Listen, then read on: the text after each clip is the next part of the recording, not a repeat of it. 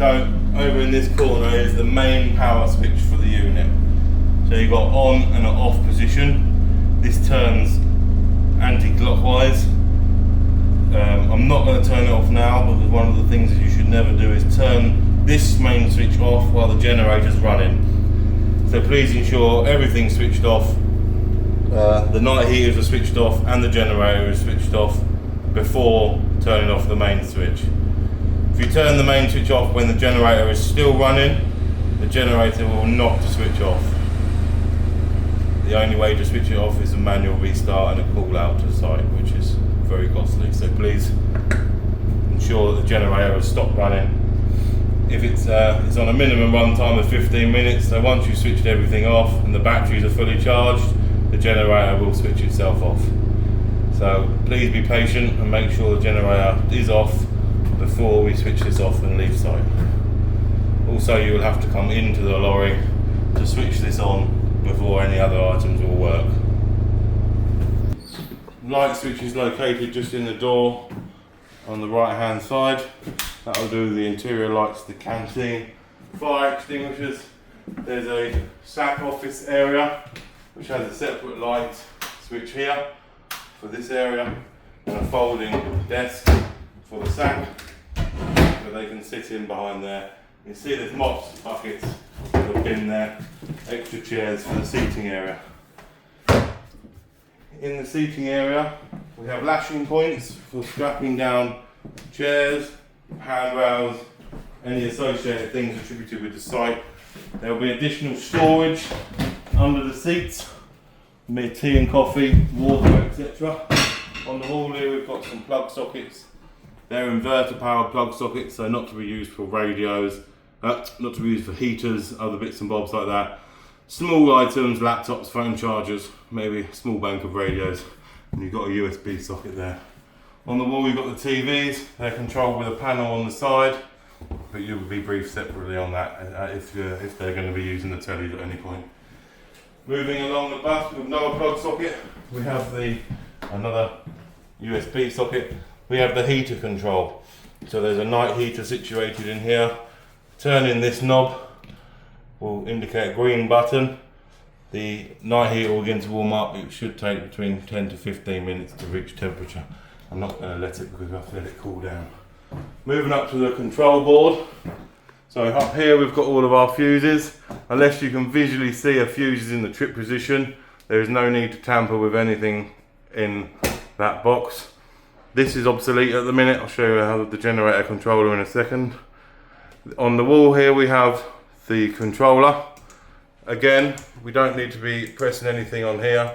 Just coming across to the page here, which will show us our battery level, our loads, etc. and our PV charging. We're fully charged, so everything's just sitting idle for the minute. The generator is on an automatic control. So there should be no reason to touch or change any settings in here. Just a visual on the battery level. The generator will kick in when necessary. If the battery level falls below 50%, we would just need to check on the generator control panel. So on the keys for the lorry, we should keep this locked if we don't need to, but we can open up this cupboard. In behind this cupboard, there's a generator controller. Now, should the generator not be running or have turned on and switched off for any reason, could be a fuel issue, could be a couple of reasons why it would switch off. This triangle here will illuminate with a fault.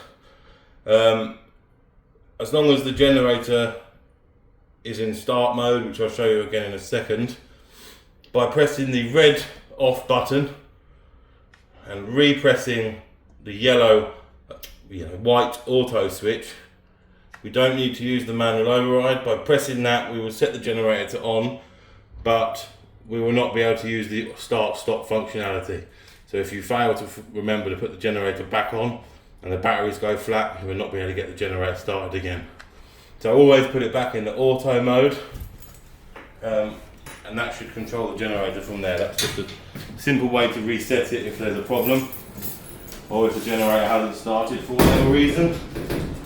Sometimes on initial startup, if the generator hasn't been run for a while, it might take 2 or 3 resets to get it to run continuously.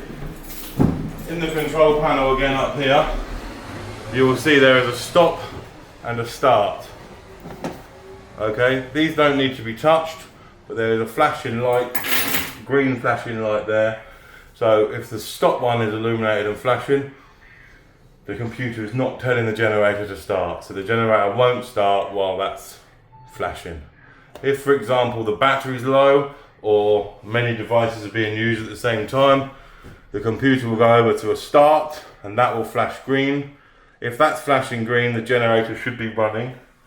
If the generator's not running, please go through the reset procedure we've just shown you on the panel in the cupboard there and ensure it goes back onto auto mode. Once it's all running, leave it and it will automatically stop itself. Moving round, eye wash, 2 different types of eye wash there. We've got the microwave, we've got the water cooler, so we place the water bottles in the top. Please note to remove this before transporting the lorry. If they haven't used much of the water, don't leave it in there because it will topple when the lorry is being driven. So if you just pull it out swiftly, it should minimise any water going on the side. There's a switch here to control it. Switch it on once you've watered it back up again, and you'll have hot and cold water available. Microwave, again, you've got a microwave on and off switch here. So when it's on, the microwave will work. It will work without the generator running. If a few other things are being used as well, the generator will fire up automatically. So there's no need to worry about the generator at all. Defibrillator, first aid kit.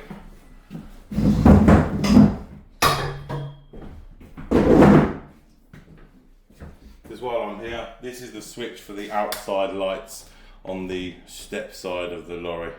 So the side of the television, there are some outside lights there. That's the switch for them. The kitchen area, so we've got a boiling hot water tap here.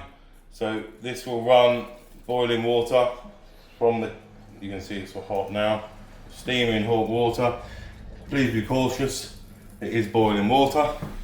And you've got a hand wash here, which will, for washing your hands from the pump below. Towels, soap, to be replenished as necessary. In this cupboard, we don't need to access this cupboard. This is just the batteries. There you are. So, like I've just said, we've turned a few objects on, and as you just heard, the generator has fired itself up and got into the start position. Just while we're talking about that, so you can see now it's flashing start and the generator is running. So there's no need to. It will pick up the generator here. But there is no need to turn the generator or mess with any of the controls unless the generator has failed to start, at which point follow the reset procedure. Moving back to the cupboard. So underneath here we have a spare bottle of water. We have one bottle of water here which feeds the hot tap. We have another bottle of water here which feeds the hand wash. And on the right hand side we have the waste water. When this is full, empty it in a suitable grey water drain or into a toilet, etc. Replenish these bottles is simple. Pull the pipe out, poke the blue thing in top of the bottle, reinstall the pipe into each water bottle. No reason to touch the pumps, they're automatic. If it runs out of water, the pump will continue to run. It's a good idea to turn off the cold cabin while you service the water quickly, just to stop the pump running when there's no water in it.